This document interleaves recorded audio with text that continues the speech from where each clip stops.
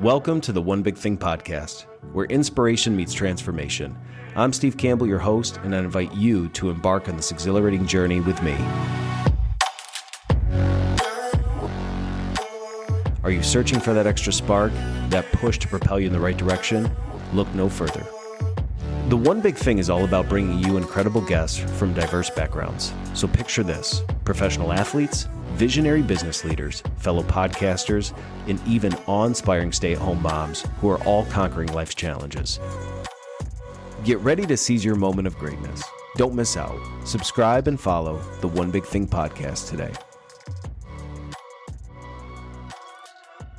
Well, welcome back to the One Big Thing podcast. I'm your host, Steve Campbell. As always, folks, super excited to have you on this show with me today. Today's going to be just kind of a fun honor for me. I've told you guys that as I thought about building out this show, I've tried to be thoughtful about guests I could have. Some of them were friends, but then some of them were just random people that I have followed that have helped influence me. And today I'm going to introduce you to Zach Wolchuk. If you know anything about me, which I live my life on my sleeves on social media with my wife, my 4 kids, those are my platforms to show people that I'm a real person. You guys have probably seen over the years that I have been an avid Dallas Cowboys fan.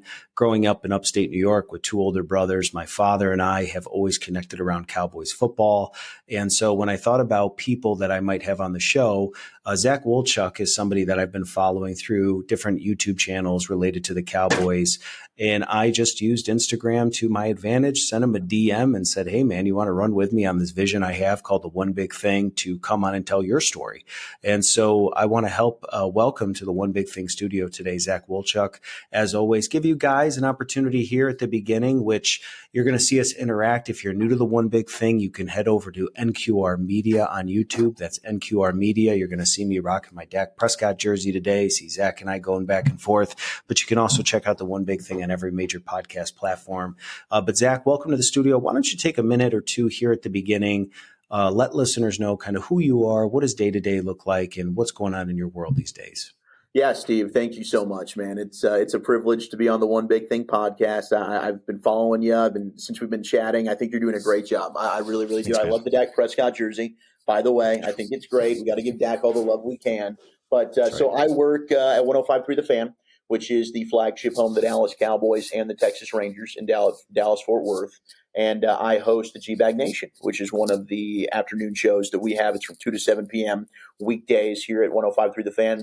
I also am the halftime and post-game show host on the Dallas Cowboys radio network during the season. And then I've dabbled in filling in for Jared Sandler in Texas Rangers pre and post as well. So pretty much a day-to-day, I would say now, and I've gone through a variety of roles here at The Fan, from going from the night show host to now the afternoon show host. But now it's pretty much wake up, go get a walk in, and then I'll come home and you just immediately start prepping. You just start scouring the internet for all the sports content that I can possibly find, audio, whatever it might be. I'll look for maybe some entertainment stuff as well, because I think an important thing about radio is a lot of the time you're going to get the same information. One, how do you share that information? How do you find a way to make it unique, maybe funny? But then also, if somebody's driving around in their car with their wife or their girlfriend or their kids, and maybe they're not interested in sports, I think that it's always good to have a variety of content. Maybe it's entertainment. Maybe it's Taylor Swift. So I do a top 10 at 420 every day, which I'll look at what is the national day. I'll look at, today was National Milkshake Day. I went and ranked my top 10 milkshake flavors. Everybody can get in on that. People love television, people love movies, and people love food. So usually that's something to kind of incorporate everybody.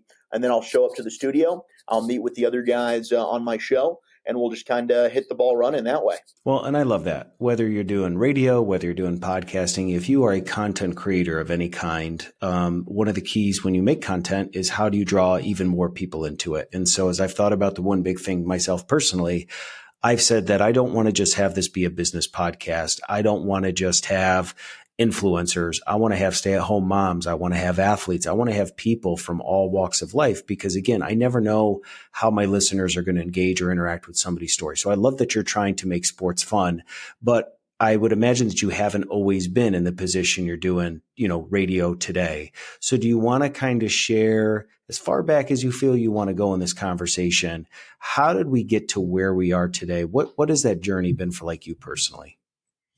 Yeah, it's I mean it's crazy. So basically I got into my love of sports. My grandparents immigrated from South Africa, and so my grandfather was big into rugby. So he comes to the States, and a buddy of his took him to the Cotton Bowl, go see a football game, and he immediately fell in love with a passion for the game. So when I was born, my grandparents put a Dallas Cowboys football in my crib, and I was Good born in people. 1991. Yep, absolutely. Phew. So it was the heart of the Cowboys dynasty, right? I didn't get to I lived it. I guess technically I was alive, but I don't have any recollection of this.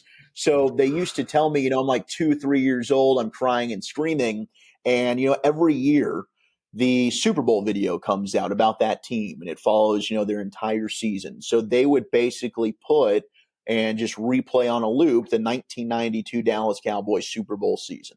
And I grew up on that thing. Like, that's the only way that they could get me to shut up and stop crying, is just put that on, and I would just sit there and I would watch it. So I just grew up a Cowboys fan, and I loved football, and I just loved sports. And when I got into seventh grade football, I think I kind of realized, I don't think I got the athletic gift to be able to do this professionally. What's a way that I could be involved in sports and still find a way to make a living with it? And I thought coaching, probably not. I just assumed like you got to be a former player to get into coaching. You're not going to have the respect. So what about broadcasting?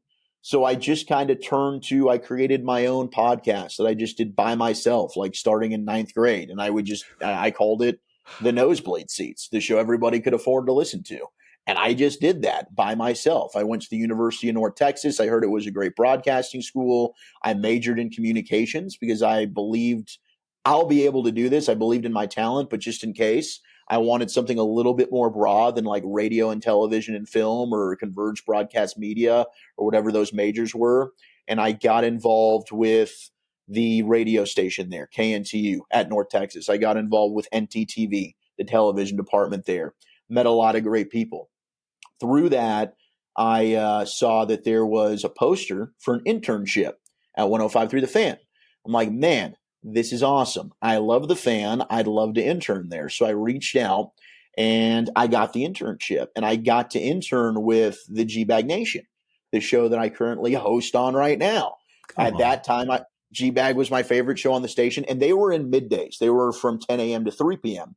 So it was, basically there's a certain amount of hours you're allowed per week. There's all kinds of these rules and restrictions with the internship. So I got to be there 3 days a week.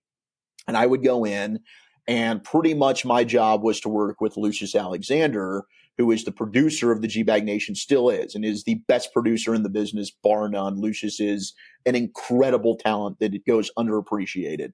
But I would basically just be back there. I'd try and find audio for the G-Bag of the day, which we do every day at 2:30.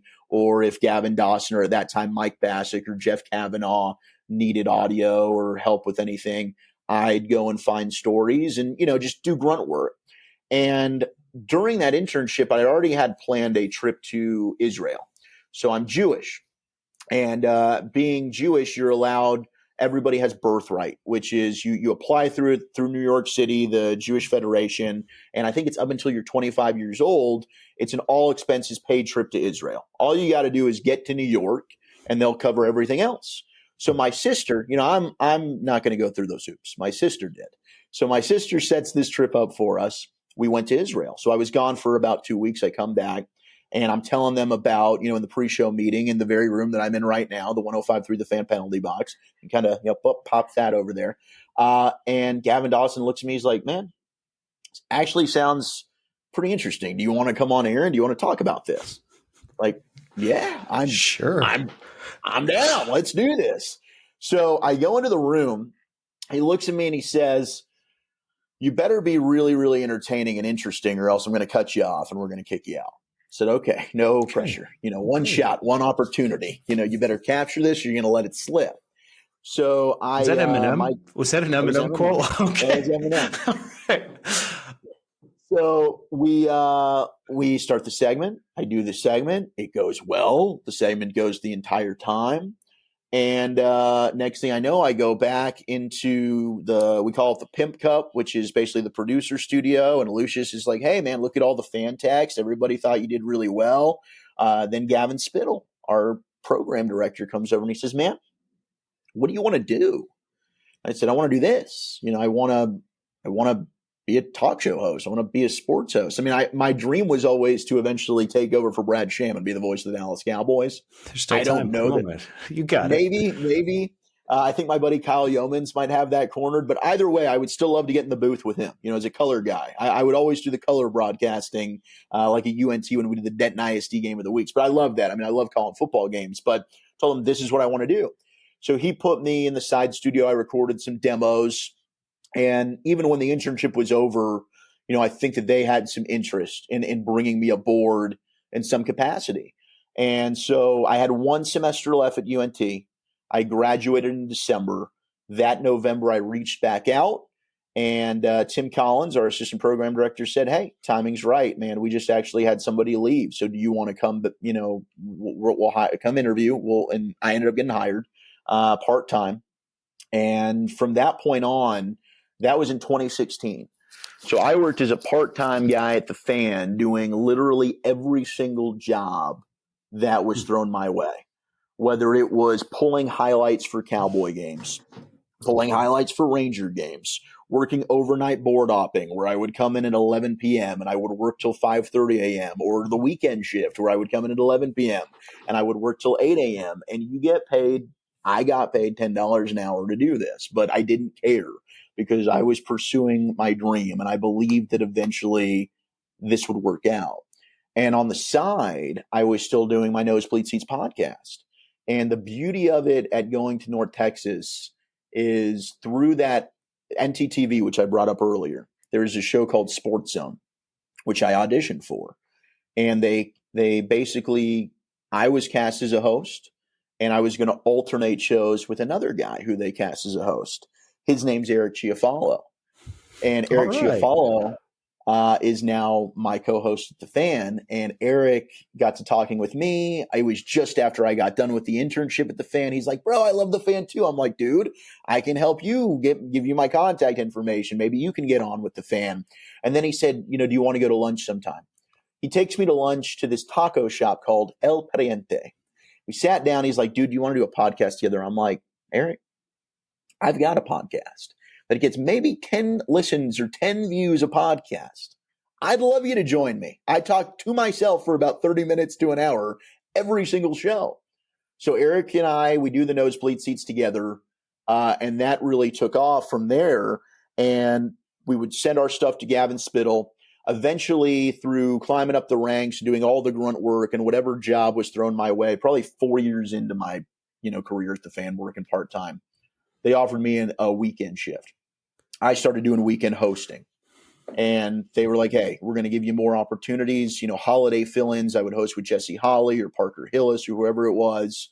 And then Eric got hired. And then Eric, after a period of time, they were like, okay, we'll put you on the weekends too. I said, hey, why don't you guys just put us on together? We'll just do the Nosebleed Seats. We'll do our show. We'll take it to the Fan, which was always kind of a dream of mine.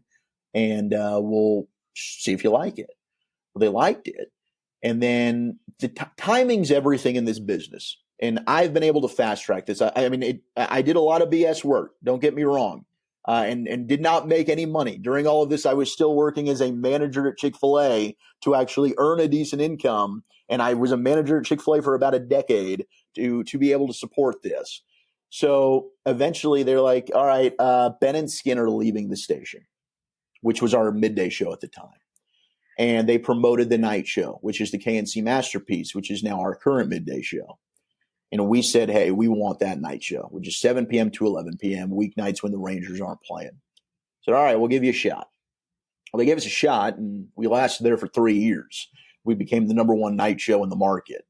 And then there was an individual that left the G-Bag Nation, Jeff Kavanaugh, and an opportunity opened up to be able to jump into afternoon drive. They came to Eric and me and they said, hey, we want each of you to try out to fill that spot.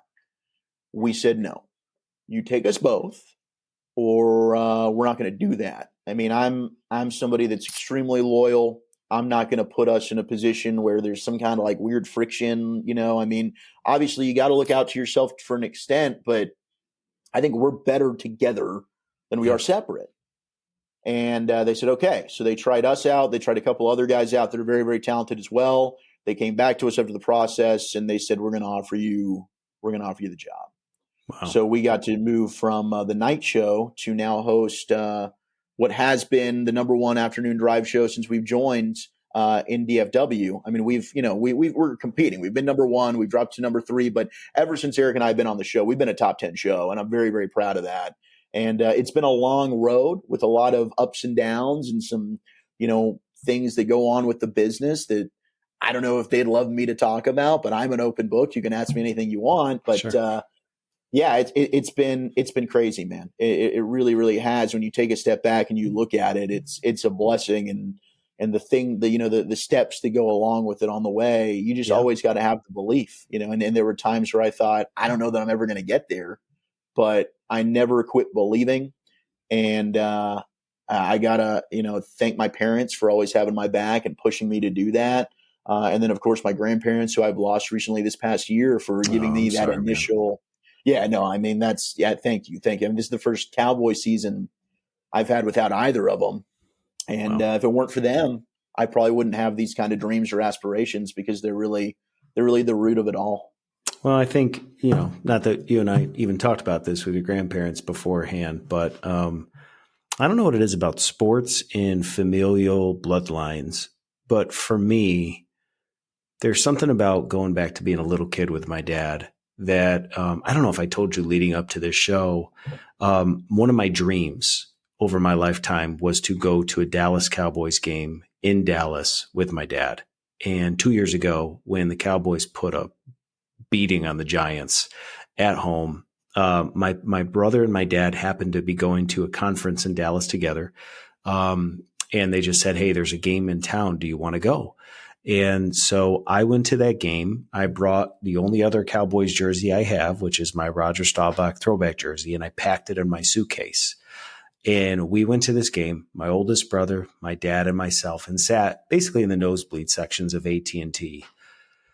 I would have, had I known coming out of that game, win or lose, had I known how I would have felt with my dad, I would have paid any amount of money to repeat that process, because there was something about being with my dad, and he's still alive. I mean, as I said, he watches the show, seeing him wave his towel, obviously having a victory, but something that brought those 30 years, it like culminated at that stadium through all the wins and all the losses. So to you, obviously you had said that was a foundational piece of your life and your grandparents. And, it's just sports, but it's more than that, because it's who you do it with. Every Thanksgiving for my family, it's probably sacrilegious in some families, we eat turkey and we watch the Cowboys. Like, that's our life. And for us, like, that's a value of ours. So, obviously not having your grandparents here, that's real life. I think, obviously my heart goes out to you for losing them, but to have that legacy always be attached to the sport. One thing I was going to kind of ask you to, as part of your story, just for context, and if you don't know this number, okay.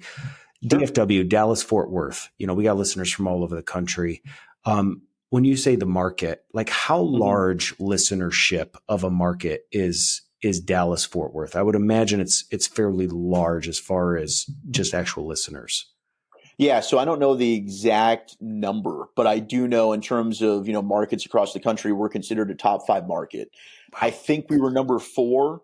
But you've got, LA, you've got New York, you've got Chicago, you've got Dallas. I think those are the biggest markets. I might be missing one. And hey, for people that listen, they'll probably be like, hey, you missed this one, and that's the one. But no, we're, it's one of those things where, to be able to get to, an afternoon drive or a morning drive position in Dallas, Fort Worth, you don't leave. Like, these spots are very, very coveted. The only market you would leave for would probably be a New York or an LA. But it's a top 5 market in the United States. Wow. So, like, within that, just for context, you talked about the internship to where we are now in 2023. You talked about 10 years at Chick-fil-A, right? It's our pleasure. Yeah. That's all I can think of with Chick-fil-A. Hey, it's my pleasure. Yeah. When did the internship? What year was that? 2016. Okay, so you're talking about a good amount of years, and that's what I think I love about your story, as well as the story of a lot of our guests. The one big thing I have literally shared this on every episode. Being a dad, 4 young kids, running a business, there's just moments in life where you feel overwhelmed by the moment. You're not sure what to do.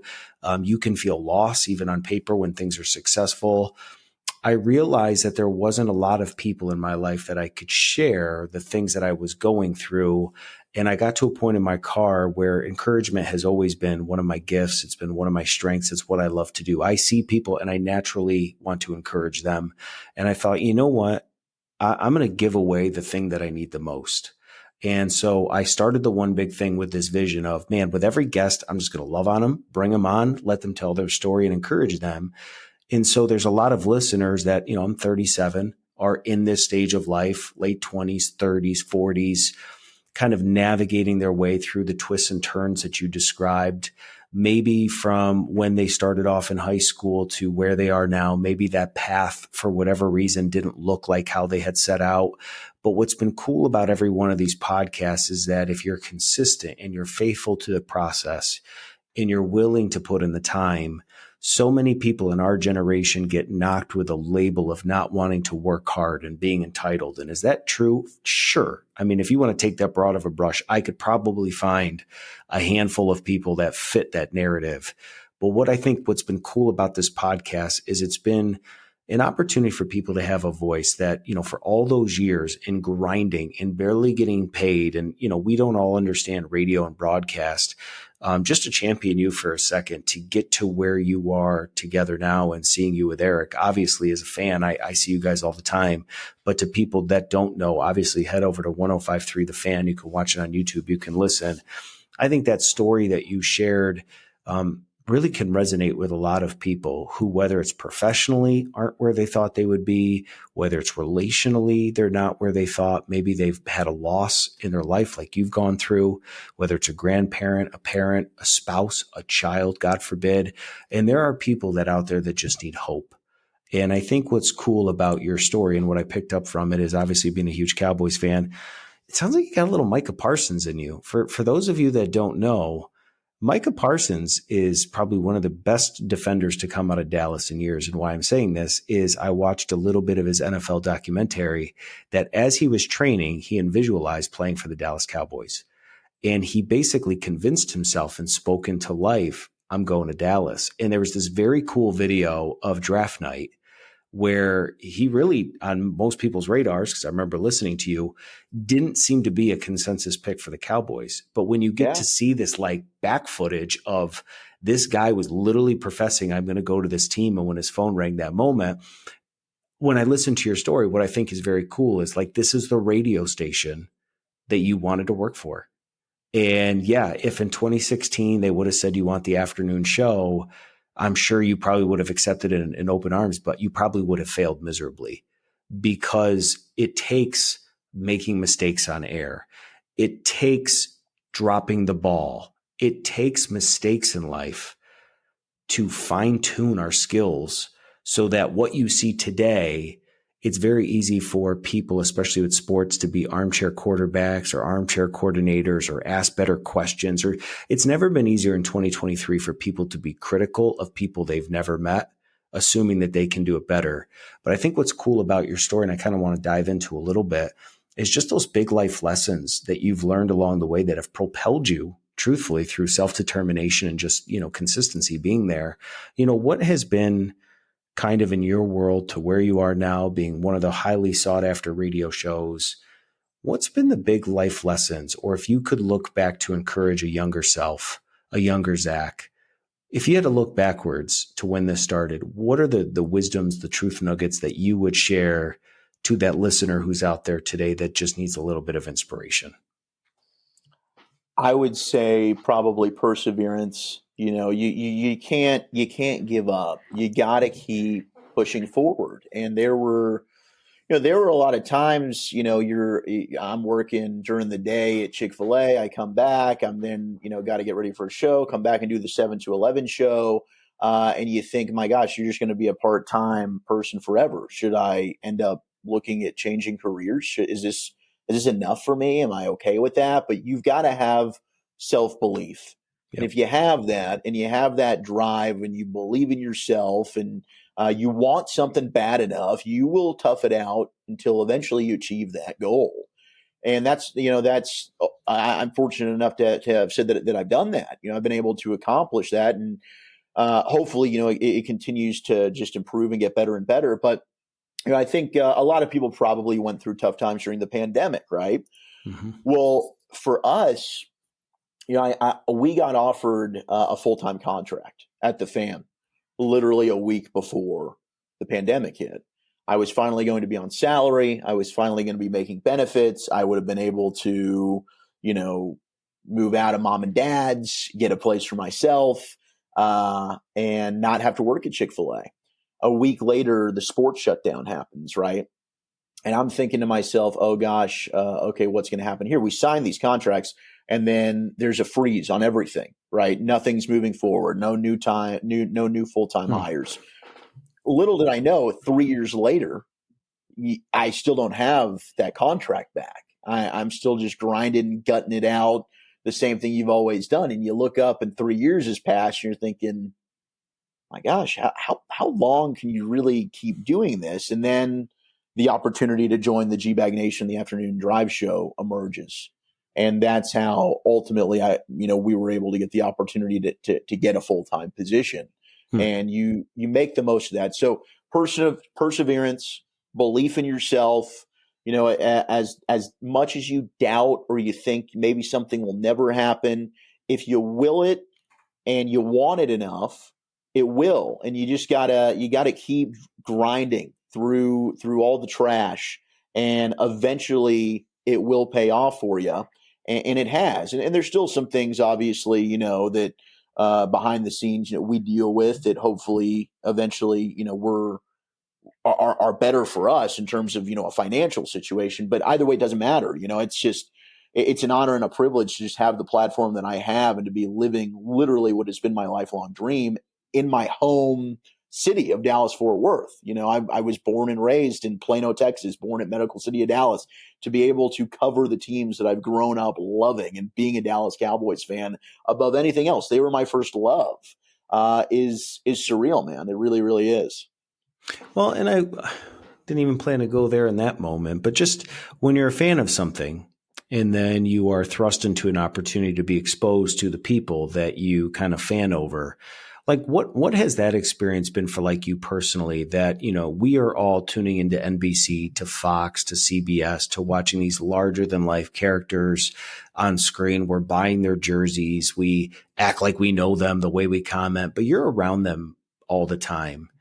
What has it changed for you over the years that it's like when you meet these Cowboys players, like you just kind of like, them, whereas like if I saw them in the airport, I'd be like, holy crap, should I go say something? Like, what has that maturation process been like that is almost like you belong here and like they're getting to know you, but like how has that evolved for you covering media with these athletes? Has it been a change at all?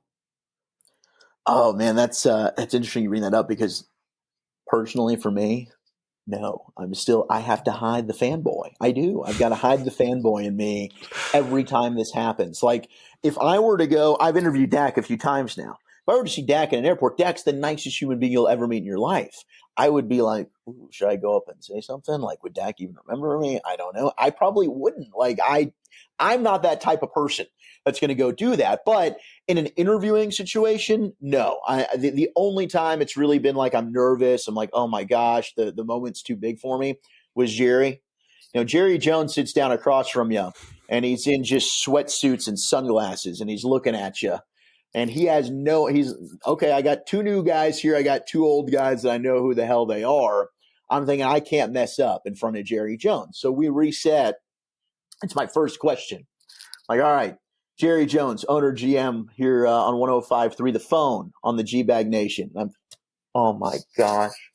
I said 105.3 The Phone. Are you kidding me right now with Jerry right across from me? So no, you have moments where you're kind of still a little starstruck. It's certainly gotten easier. I've been able to build a relationship with a few guys, but there's definitely pinch me moments. I mean, the one time Emmitt Smith's my favorite athlete, my favorite Cowboy of all time. I love Emmitt. I think that Emmitt embodied everything that it means to wear the star, and is just an incredible dude. I was nervous to interview Emmitt for sure.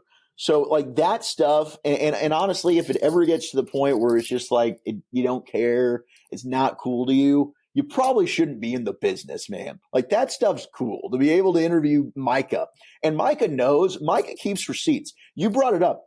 I've never been more wrong about a player in my life than I was about Micah. Cowboys drafted Micah. One, I wanted Patrick Surtain that draft really, really bad. And then he gets taken right before.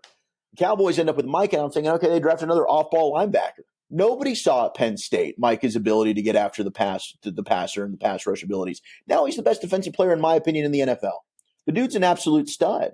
And I admit that. I'll have to wear that. I wasn't alone in my evaluation of Micah. But yeah, to be able to interview Micah, to be able to interview, Michael Gallup, Brandon Cooks, going to Cowboys training camp, to sit down with Marcus Simeon or Rangers general manager Chris Young. Like, this stuff is really cool. Has it changed? Yes, I've gotten more comfortable. I don't, to your point, I don't feel like I don't belong here. I feel like I've earned this right. I'm good at what I do. But in individual settings, I think the shy little fan in me will always come out. And I'll be like, no, I'm not going to go up and say anything to them. I don't want to bother them. You know what I mean? That stuff it will always be surreal. It will never feel natural. Well, I'll tell you, I had the honor and privilege of playing college lacrosse. I played at Rutgers University, and my junior year, we had this new recruit come in by the name of Steve Belichick, and his dad happened to be Bill Belichick. And here we are at practice. There is Bill Belichick in jeans and a flannel on the sideline, just supporting his son. And here I am like, holy crap, that's Bill Belichick. So we do this after game event at a restaurant. And I kid you not, he's at a table by himself. I'm like, this is my moment. I don't even know what that means, but I was like, this is my moment. I pulled a chair up, and it was about as close to Chris Farley's SNL skit when he interviewed Paul McCartney and asked him if he liked the Beatles. I sat down across the table from Bill Belichick, and my brain went to mashed potatoes. And I was like, so you like football? And he mumbled, and he goes, yeah, I like football. And I was like, that's awesome. That's so cool. Have you always liked football? And he was like, yeah, I really like football. And I left, and I was like, nailed it. But I walk away now, and I'm like, oh, such a goober. But I think when you meet these athletes, I guess I'm curious about this too, because I've maybe experienced this. And again, we didn't talk about this, so maybe it doesn't resonate with you. When you have these ultra high moments in life, serotonin kicks in, your blood is flowing, you're sitting in front of Dak Prescott. Does life in other ways just become so ordinary that it's almost disappointing?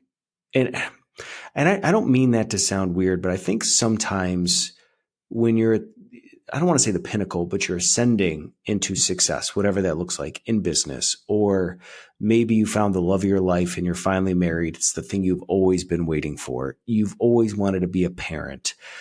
You're doing a thing on stage. You're a singer. You're a musician. I've found that if I'm not doing sometimes the things that, like this podcast, make me come alive. There's no thought to what I'm doing. My brain just literally knows what to do. I'm having a conversation. If I'm not careful, when the microphone's not in front of me, I can almost be disappointed that I'm not like doing this. And I don't know if that's resonating with you, but because you talk to these larger than life athletes, that I'm sure when you leave, you text your buddies and you're like, holy crap, I actually pronounced Jerry Jones' name right. Like, is there ever through this process of being in media where maybe it's when the microphone's not in front of you that you've had to like work through, like, where are these emotions coming from? Because things are good. I'm on TV every day. I'm on radio like, why do I feel like something is missing? Do you ever experience that? Yeah, I think that like when there is naturally, like when you're on a high, the come down almost, things are just kind of, you're plodding around a little bit, if you will, like especially on shows like that, when you're early on in the show, you've got a great guest, you interview Dak, and then, okay, we still have 3 hours left of the show. right? You still got to make those 3 hours of the show great, but you were on such a high that now that's gone. I don't know. Let's talk milkshakes. Right. What? Yeah, exactly. Okay, I got to find a way to just like fire myself up. I mean, I have noticed, to your point. I mean, I've never really thought about it, but yeah, you get home after the show and you're watching Netflix or whatever it is, and then you're watching a show, but then you're also looking at your phone. It's like almost something's not. You're easily bored. You're easily sidetracked. You're trying to find something for your mind to get consumed by and to be all in on. And I do. I think that might kind of be like an adverse side effect to where, yes, it's not almost like this is dull, or this is life isn't quite as complete right now, but yeah, it's not able to consume you in the same way that certain types of those moments are, when you're able to have such a high and an unbelievable experience that you'll always remember when you get to meet these people and talk to these people and go to training camp, or go and cover a Cowboy game or a Ranger, whatever it might be. That where, yes, everyday life at times can seem like, well, this is kind of quiet and dull right now. Like, I need something a little bit more exciting.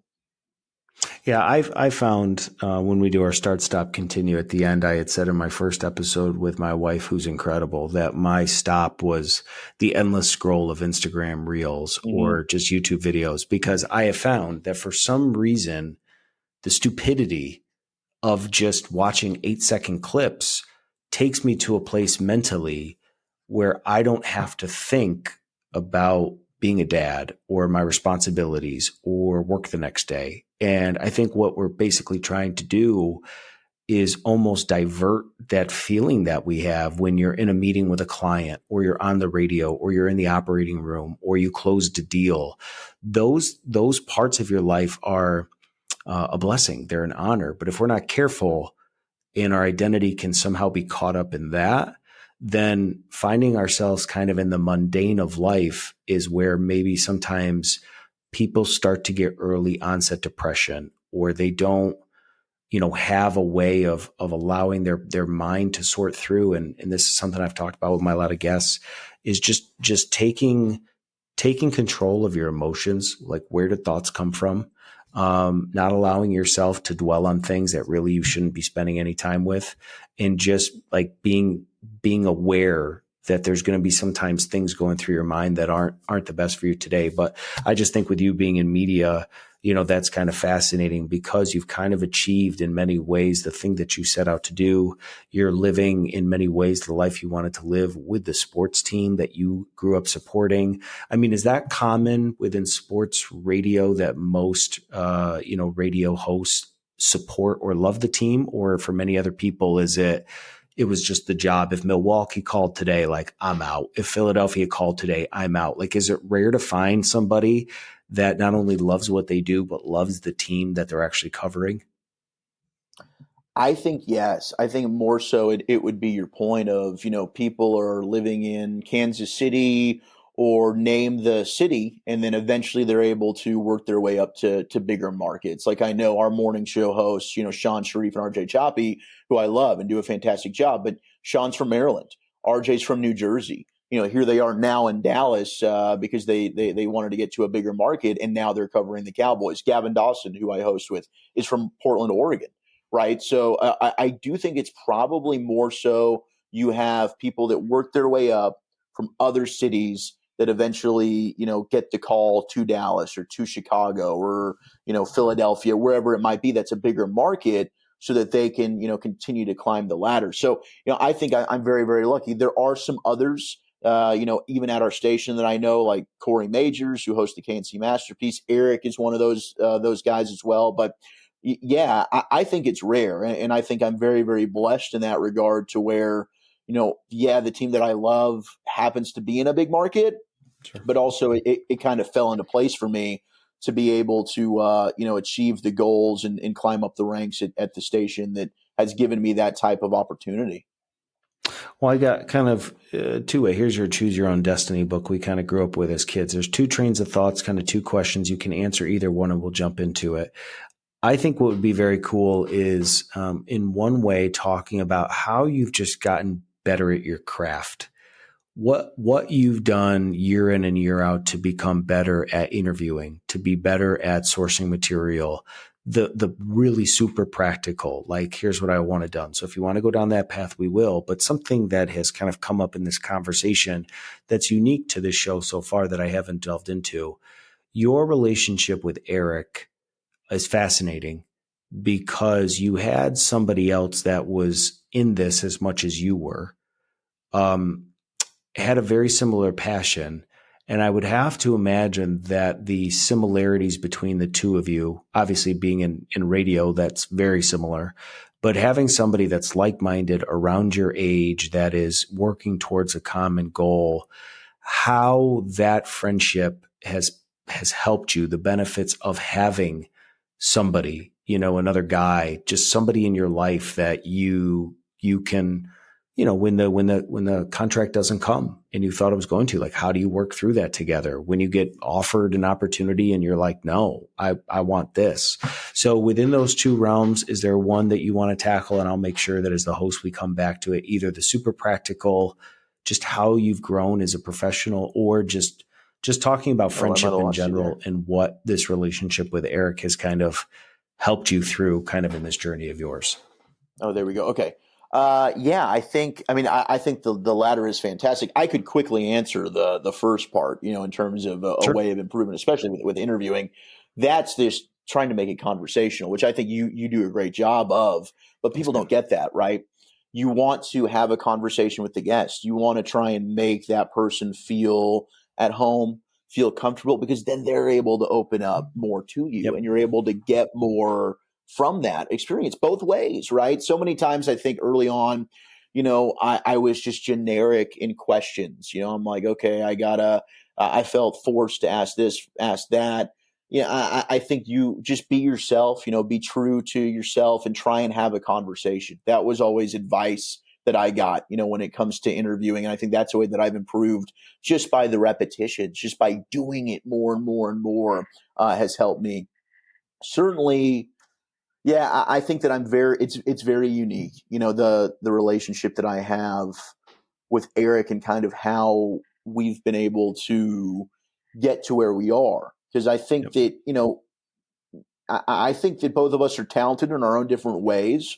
We each have our strengths and weaknesses, but I think together is really where we just vibe off each other, and the chemistry is so good and unique to where it just works. It's like peanut butter and jelly, but it is nice when you have kind of the frustrations and the downsides and those bad days, or like the situation with the contract, just to have somebody else to bounce things off of, right, that can relate to it. I couldn't tell you, how many times, my parents, I've mentioned, always super supportive, but people outside don't really understand, hey, why do you keep doing this? Why do you keep making $10 an hour for the last 5 years and do it? Like, why don't you just go find another job, find something that you can actually do 9 to 5, and you don't have to worry about that, so you can actually go get your own apartment. And to me, it's difficult to explain to other people sometimes, the nuances and the job. Like, it takes time to eventually be able to get to be an afternoon drive host. You're not just given that opportunity, that they just don't grow on trees. I mean, my timeline of being able to get here is faster than I think a lot of other people's timelines. I'm very, very fortunate in that area, but to have Eric and be able to, have that hurt together, or have that high together, like, oh my gosh, we just did this. And just having each other as support. And he's gone through things, being married and having 3 kids. And I've had relationships end and lose my grandparents. And, he gets that, it's something that I wouldn't trade for the world. And also the loyalty, I think, is not something you always get in this business. I think it can be very, very selfish, and, people are always looking out for themselves. But to have essentially a ride or die that I know has my back and has my own best interest, and I feel the exact same for him, is something that helps. And I'll tell you, you get much like NFL players do, and it's different, right? It's not as big of a scale. Like Dak Prescott will throw one interception and it is blown up and everybody's talking about it on ESPN and Fox Sports 1. And for instance, Josh Allen will have a bad game and that's not getting covered. Why he doesn't play for the Dallas Cowboys. But Josh Allen's turnovers ain't new to people, okay, that have been paying attention. But you'll get one bad text that says like, hey, your voice sounds like you got a shoe in your mouth, or you stink. And then you'll get 10 great texts talking about how much they love the show. But it's that one negative text that will resonate with you. And I'll go home and think, do I suck? Am I not good at my job? Like, gosh, Yeah. and it's nice having somebody else that's in that with you, that they get it. They're like, dude, don't worry about it, bro. You did a great job. That take wasn't that bad. That mess up you had, it's okay. It's all right. We'll move on. So being able to kind of flush it, because I am somebody that I have self-belief. Self-confidence might be a different thing, and I'm a Leo. So, Leos need to be, kind of have their ego stroked a bit, get the words of affirmation. Like, hey, you're doing a good job. I do need that from time to time. And I can easily get down on myself and beat myself up about the slightest mistake or the slightest negative comments you get. And it's not healthy. And I've had to learn and grow from that. Well, I think you just touched on a lot of things. That is what makes us all human. And for me personally, I never realized too that I'm of the same way. Words of affirmation, whether it's my wife, colleagues, I think because of the way maybe I carry myself, people don't always feel the need to have to tell you did a nice job, but it is nice to hear. That's why to any of you, and I mean this sincerely, if you've been trekking with this journey with me on the One Big Thing and this show has resonated with you, I'm not pleading with you to do it, but if it has meant something, please reach out to me, because it's the fuel. It's the fuel that keeps you going and it's not always doubt, but just time, things, sourcing guests, doing things. Does anybody even care? When you're a podcaster, you have these analytic numbers of how many people downloaded your show and who's listening to it. And, for me, a lot of podcasting is creating Instagram reels and shorts. And it's easy. It's easy when you're the one creating it to get stuck on the numbers, to get stuck on how well is something performing, how many people have tuned in, has anybody made comments, has anybody reshared it? And if you're not careful, when you put yourself out there chasing your dreams, you can get stuck focusing on all the wrong things. Casting that vision, having purpose as to what you're doing, and not worrying about what people say along the way, keeping people close to you. But I think for you, we've talked so much with a lot of my guests who are married about just naturally their spouse is their best friend. But in life, whether you're married or not, we all also need people that we can confide in, that we can do life with. And, it's almost like the older we've gotten, the farther you get away from middle school, high school, college intimacy, which many times is misconstrued, but just having an intimate relationship with another, in our case, another guy who's your age that is just in the thick of it like you are. There's such value in that, because I can tell you for me personally, there are certain things that maybe I don't want to talk to my wife, Stephanie, about. Not because I don't want to, but one, I don't want to weigh her down with things that I'm kind of still sorting through personally that I haven't got all the answers for. But two, she doesn't deserve that all the time. And just having somebody like an Eric in your life that, cherish those relationships, because life is going so fast. And I say this all the time. Life many times does not make sense. There are things that happen beyond our control that none of us know are going to happen. I am a huge champion for cherish people that are in your life right now, whether it is a healthy, dynamic, you love each other relationship, or things could probably be better if I'm being honest, but there's going to come a day where you just don't want to look back and be like, man, I wish I would have called my sibling or loved on this person or asked forgiveness. So I think it's special what you and Eric have, and to have, somebody in 2023 that you can confide in and support and champion each other. I just think is just a huge, undervalued thing that I think many of us, beyond just coworkers and things that we do life with. So definitely appreciate you sharing that. I mean, anything else kind of along your journey, Zach, that, again, our audience, spans all different walks of life. Anything that you want to share about your journey that's been unique, or perspective that may be coming into this you didn't know? It could be about media. It could just be about life in general, but just some like, that was interesting. Kind of just those moments where, what I mean? You didn't expect to kind of have maybe the outcomes of some of the things you've went through.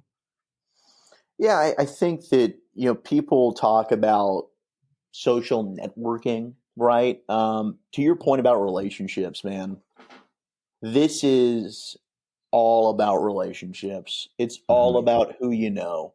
Some of it is just being in the right place at the right time, Sure. but don't like, I would say one thing that I've definitely like meeting somebody, conversations, like you can't take any of that for granted because Mm-hmm. you never know. I mean, think about I meet, to your point about the relationship with Eric. I meet Eric during Sports Zone, a show we're doing in college together. He reaches out and says, "Hey, do you want to go have lunch?" And he talks to me about wanting to do a podcast. From that podcast, we've now been able to get onto 105.3 The Fan. We took our show onto The Fan, a show that I was doing by myself from ninth grade in high school. Like, just you just never know how one conversation, one lunch date, one thing can end up having a great impact and transform your life. And, you can't take any of that stuff for granted. And I wouldn't change. I don't think there's anything that I would change or go back and do differently. Certainly maybe there's things that have happened that you'd say like, oh, darn it, I'd like to have done that better or this better, but it also helps you grow as a person. So, I think that just little things like that, little moments, and even, what we were talking about with the highs and the lows and, just trying to be present, trying to just enjoy and take everything for what it is. These are all things that I'm trying to improve on and be better as well. So we're always growing, we're always improving. And, I just think little things like that is something that's good to take a step back, and just look at what you've accomplished. Because I think we are so busy, go, go, go, go. Sometimes we don't really take enough reflection, and we stop and realize like, okay, look at where I am. Like, look at what we've done. You've done a pretty damn good job, and maybe just appreciate that instead of being so darn, you know, looking at trying to get to the next thing, because I feel like our society is somewhat about that, right? We want everything now. We want to consume everything in little bite-sized clips. Appreciate what you've done. Love yourself, and try and just do better every day. Well, and to make it personal, has there been anything for you from a practical level that's allowed you to kind of step back and enjoy the process? Is there anything that's a part of your day, just a part of your life that you might want to share? Yeah, so I did go to therapy after Hmm. the loss of my grandparents. I did. I mean, they were the two most important people in my life, and I never, you're never ready for loss. You're never ready to deal with that. But I did. My parents talked to me. My mom's gone to therapy. She's an advocate for that. My sister deals with mental illness and has gone to therapy and is an advocate for that. And so I always have been, but I just never have taken it upon myself to go do it. So I did. I decided, you know what, I'll go. And certainly that has helped. Hmm. And fortunately I've got an amazing girlfriend who will probably be a fiance very, very soon. And there's big things happening. There's another big thing that I can't discuss yet that I will share when the time is right. But little things like that, kind of your perspective changes on stuff, right? So I think just gaining perspective as I've gotten older, and when life changes, and just being able to grow, and it's amazing as people what we're able to do. Really, Yeah. things are going to be different for you, and you just got to find a way to adapt and change. But daily, I think I try and take a moment of just like self reflection. close your eyes, take a deep breath. Not necessarily meditation, which I know I've actually had people talk to me about, and possibly I've considered maybe doing, but just even if it's just for literally a minute, just by yourself, just to have that kind of serenity. I think it's important to kind of just clear your head from the chaotic, crazy nature of the world that we Yeah. live. Well, guys, I don't like leaving people with cliffhangers. I know that Zach said we got a big announcement. Eric, and I are bringing back the Nosebleeds podcast. I'm going to be your new co-host with the two. Let's go. But I think that's kind of a cool framework that Travis and I, which we host another podcast called Ditch the Suits, which I'll give a little shout out to our sponsor of this show. Ditch the Suits is a podcast that I co-host that our story is to help you get the most from your money in life. A sponsor of our show is Seed Planning Group. If you are a listener, doesn't matter from your 30s, 40s, 50s, 60s, what have you. If you are somebody that is looking for understanding about how to make money finances work for you without commissions, without conflicts of interest, consider contacting Seed Planning Group. Seed is a fee-only financial planning company that has a fiduciary responsibility to work in your best interests. Doesn't matter where you are in the country, you can head over to seedpg.com. That's seedpg.com. They're a sponsor of our Ditch the Suits and this show as well. But Travis and I, our moniker is to get the most from your money in life. And one of the simple frameworks that he's developed is this concept of how might we or what if. And this is going to sound super elementary, but from a very practical standpoint, when you are faced with a dilemma, with a situation, a vision, it could be a good thing in front of you. You want to launch a podcast. You want to go into radio. You want to start a business. Or you're just faced with a situation that nobody could have planned for. COVID happened. Like, how are we going to keep the doors open? Right. Many times what we'll do is just kind of either sit across the table from somebody and try to come up with a solution or jot notes down. This little concept that we've developed for our business and has helped a lot of people is reframing the question starting with how might we? And so you basically present the problem in front of you and you just get your brain to say out loud, like, how might we get out of this? And what's interesting is if you're in business, if you are, struggling raising your kids with your spouse and like, how might we help our kids be better disciplined? It's just a practice of acknowledging out loud, like, how might we, or like, what if we did this? And it's not yes or no. It's more of just, well, maybe we would do this, and then, okay, so then how might we actually do that? And what you quickly realize, truthfully, is a lot of the big problems or the monumental mountains in front of us that we sometimes can feel like emotionally, like can never move. And when am I going to get out of this season of life? We're entering the fall, football's in the air, pumpkin lattes are coming back out. Yeah. Mom's got cowbells at Friday Night Football. You can tell we're in fall because of everything happening around you notifies that that's the season we're in. Well, in life, whether you're a spiritual person or not, there is all an element to seasons of life too as well, that many times maybe we are just misdiagnosing, wanting to have things that aren't for this season happen now. And so the experience of life is womp womp, and we feel bad for ourselves because we're trying to force things into a season of life that aren't meant for right now. But we can also make situations in front of us much larger than they actually are, or they're unbearable, or I'm never going to get through this. This is the worst this has ever been. You might be surprised that if you actually back up a little bit and acknowledge, yes, this is happening. We cannot get pregnant. Know a lot of couples like this. We cannot get pregnant. We've been married for 5-10 years. That's tough. You lose a grandparent. That's tough. You get fired from your job. You go bankrupt. You have something happen. Those are all real life things. You can't ignore it, but learning how to step back and reframing, whether it's meditation or like what you had talked about, or therapy, which kudos to you. I mean, I want to champion for a second to not lose that on this show, that I think sometimes we can want to tough it out, want to make it right. And I can tell you, for somebody who had their oldest brother go through about 7 years of clinical depression, I've mentioned this on another episode. I saw the rock of my life growing up, my protector, basically become a shell of himself for 7 years due to a chemical imbalance in his brain that, one, he did not ask for. That two, just we could not say enough positive things to him. there was definitely intervention that needed to take place from medical professionals to help him get to a healthy place.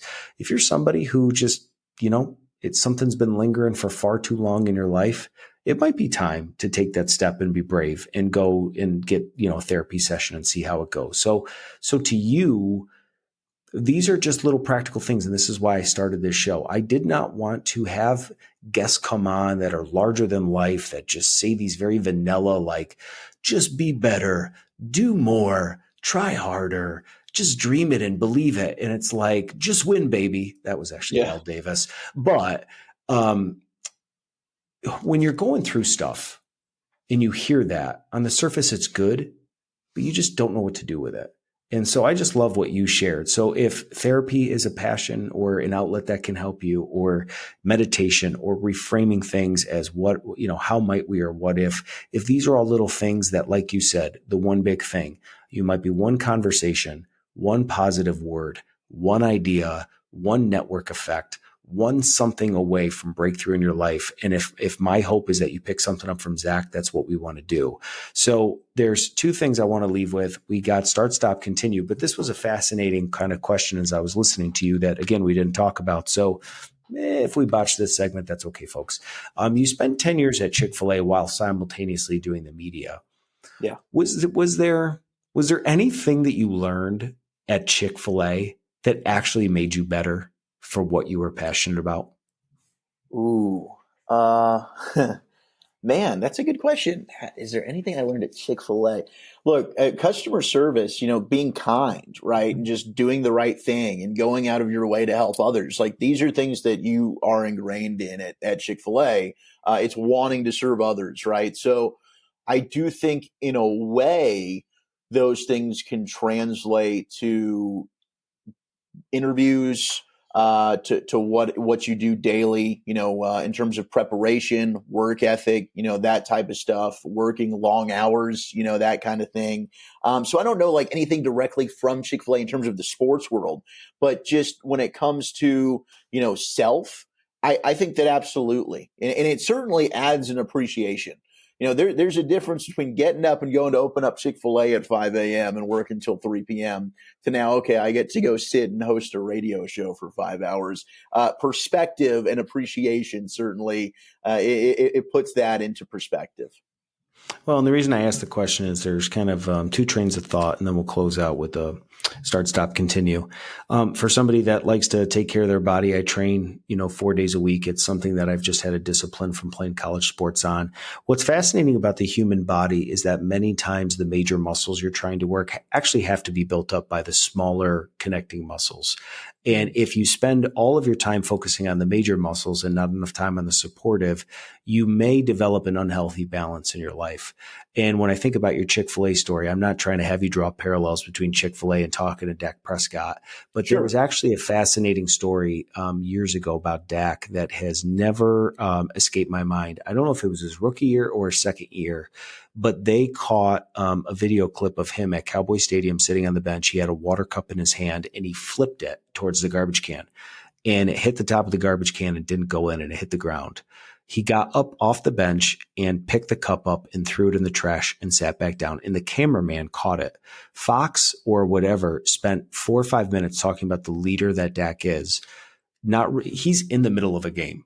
But literally what the news picked up was that he was selfless enough and humble enough to get off the bench, to throw his cup out, to not expect. And it's paid dividends. It's why he's the Walter Payton Man of the Year. So not that you were trying to draw parallels between Chick-fil-A and your work, but I know that whether it's me podcasting in my business world or coaching my kids, some of the greatest life lessons I have learned is trying to teach 5, 6, and 7-year-olds through flag football and T-ball that you can do it, that I'm proud of you, that get to the next play. And that translates when you talk to clients and people later on, because we all have that innate desire to be recognized and help. So why do I say all of that? If you are somebody who is trying to make sense of the moving parts in your life, maybe just begin to be a little bit more inward looking about, are there things in my day-to-day that maybe I could be doing differently, whether it's a heart posture or the way that I'm valuing people or just the moods that I'm in that could actually be prohibiting me from moving into the next season of life because I haven't quite figured that part out. So a little bit deep, an hour long in the conversation, but I think it's a parallel to your story. So if you're new to the One Big Thing podcast, if you're a friend of Zach, hopefully Eric gets to listen to this. My gosh, we gave him a lot of time. We did too much time, I think. we always end the One Big Thing with what I call start, stop, continue. This is something that as I've led small groups over the years, or just even in my own life, it's a framework that makes you acknowledge something that you want to start doing, stop doing, and continue doing. So I gave you a little bit of time leading up to this. You can take whatever order that you want. Just make sure that you say whatever the action is and then what it is you want to do. But Zach, why don't you go ahead and with your start, stop, continue? All right. So the start, I would like to start cooking more. I've done it before, but I just, I've been lazy and I just don't do it much. And I think that that's something, just trying new things, whether it comes to a recipe or there's some kind of, pride that you get in that, when you cook for other people. And certainly I think that, my girlfriend would appreciate that because she is a very good cook and she does most of that. But I think that I would like to pick that up. I'd like to start cooking a little bit more. I think it would be great for health reasons. But, you see a lot of the people out there that are making all these delicious, crazy things. I think that if I tried, I'd be able to knock that out of the park. So I would like to push myself to start cooking a little bit more. What I want to stop doing, and this might, hopefully this doesn't end up being a bad thing. I need to stop putting work first and I need to put family first. And that's something that maybe I don't get to where I am if I hadn't done. But, it's something even just like talking with my parents lately. They're like, you are so consumed with work that, we would like maybe more of your time. And I need to do a better job about doing that because the job's 24/7. It never stops. There's always something that's going on, Sure. Whether it's a breaking news story, but I need to do a better job of detaching and just, making sure that I have my things in order here. And while the job I love, and I'll always be putting everything I can into it, I need to make sure that I'm making more time for those around me and those special people. So I need to stop putting work first and I need to prioritize family a little bit better. What I want to keep doing is this weight loss journey I've been on. So I've dropped 80 pounds over the last year. Yeah. Thanks to, Soda Weight Loss, state-of-the-art weight loss. They've saved my life. They really have. No longer on blood pressure medications. The sleep apnea stuff has certainly helped. So I need to, I can see the finish line. I probably got another 20 to 30 pounds to go, but that's what I want to keep doing. And you can tell how, it's so easy to put that back on. I went on one vacation. I went on a cruise and for a week I decided, okay, I'm just going to do whatever I wanted. You come back, you've put back on 10 pounds. So it is so hard to lose, but it's so easy to gain. You just got to keep that perseverance and just keep that standard. So that's what I want to keep doing. So maybe start cooking more, stop, not putting my family first, making sure they are a focal point. And, I certainly then want to make sure that I keep the weight loss going. Well, that's why I love this segment because, again, didn't know what you wanted to talk about, but we had just talked about life and seasons, and we can recognize seasons by the changes in weather, the amount of daylight. And I think it's really important for us as people to recognize what season we're in. And maybe for something that was appropriate in one season of your life, the long hours to get you to where you are, no one's going to boo-hoo you. But now you can't just totally detach from what you've been doing and just not work. So it's also, how might we begin to be more present with my family? How might we begin to detach from work? It might be one less hour a day or not working so much on the weekends. It's really for people, I think, thinking through like, how are we actually going to do this? Whether it's weight loss, when you lose weight, which kudos to you. Two things you've championed in this call. Getting help when you need to, when things up here in our heads aren't where they should be. No one is going to boo-hoo you for that, champion you for that, but also weight loss. We all get one shot at this life, and there are certainly things that are within our control. There are things that we are born with, genetics, disposition, things that our parents, our grandparents have passed down to us, but it's what you do with it. Right. And I think that there's a lot of people that can feel bad for themselves, which there's definitely time to do that, but then there's time to take action. And so I think what's been cool about this conversation today is I get snippets of you on 105.3 The Fan, and I've always been a fan of yours just due to your commentary. It's the way that you come across on screen that lets me know that this is kind of who you are as a person. So I've appreciated that. But I think what I've appreciated more so is just getting to know you on this show today, because you're a real person that I felt like, honestly, if we connected, we'd have a ball together. You've been through stuff. Obviously, my condolences to you for your grandparents. I'll be thinking of you during this football season. Those are all real things. And you never know how one listener of this show, regardless of where they are, you could be an inspiration to them. So I just want to, continue to challenge you to do the things that you set out to do. Know that you're making a difference. I will put in the show Zach's contact information. If you want to follow 105.3 The Fan or on Instagram, he's been gracious enough to come onto the show. But partner, thanks for making one heck of an episode. Thanks for being available. Thanks for taking a chance on this random guy that DM'd you. You could be one conversation away, folks, from having real life change. So as always, appreciate you stopping by the One Big Thing. And until next time, let's move the ball forward together.